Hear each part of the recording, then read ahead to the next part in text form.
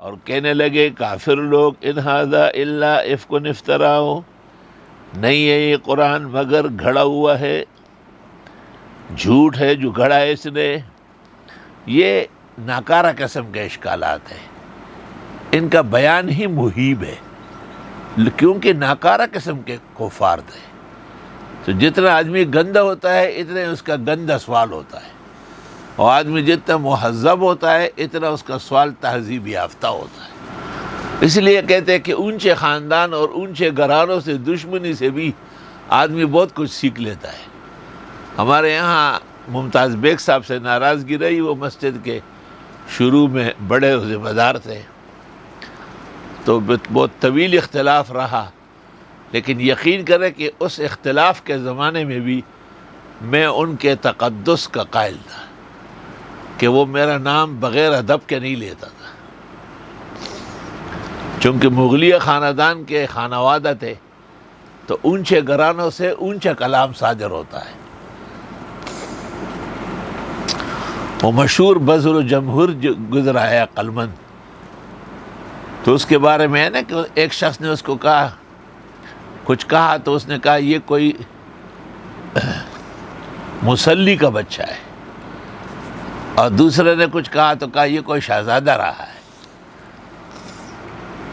اور خود آنکھوں سے نابینا تھا، تو وہ ایک جو تھا وہ شاخیل بچے ہو، وہ ڈول ڈپکڑے جو بناتے ہیں، اس نے کہا اندھے ادھر ہو جاؤ، اور دوسرے نے کہا حافظ صاحب راستہ دے دو، تو وہ وزیر کا بیٹا تھا۔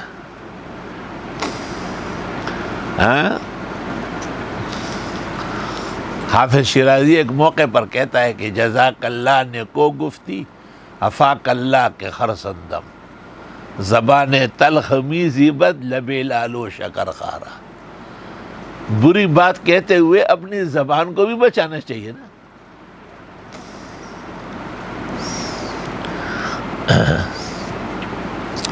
وہ ایک آدمی کو کئی کتے نے کاٹا تھا، فریاد کر رہا تھا آہ آہ آہ۔ اس گھر میں کوئی بچی تھی، وہ بھی آہستہ آہستہ ان کے پاس آئی کہ ابو جی کیا تکلیف ہے؟ کہا مجھے کتے نے کاٹا ہے۔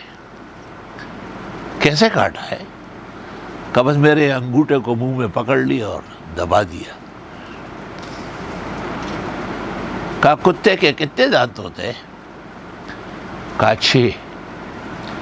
کہا آپ کے کتنے؟ کہا 32۔ کہا جب وہ آپ کا انگوٹھا پکڑ کے دبا رہا تھا تو آپ بھی اس کی دم کاٹ دیتے۔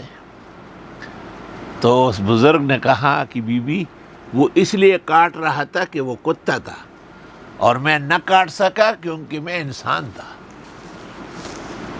تو یہ جو اہلیان بدعت ہمارے حکیم الامت پر اور حضرت نانوتوی پر، حضرت گنگوئی پر اور حضرت شاہ اسماعیل پر قسم قسم کے تہمتیں لگاتے ہیں، ہماری زبان بھی ہے منہ میں، ہم بھی سب کچھ جانتے ہیں۔ بنو مائے بصاحب نظر گوہر خدرا عیسیٰ نہ تواں گشت بتصدیق خرے چند۔ لیکن ہم اپنے لباس، اپنے مقام اور مرتبے کے مطابق جواب دیں گے، ہم لوگوں کے لیے لوگوں کی طرح نہیں بنیں گے۔ یہ کسی بھی مناظر یا مجاہد کا بہت بڑی کمزوری اور شکست ہے کہ وہ بھی قبائح پر اتر آئے۔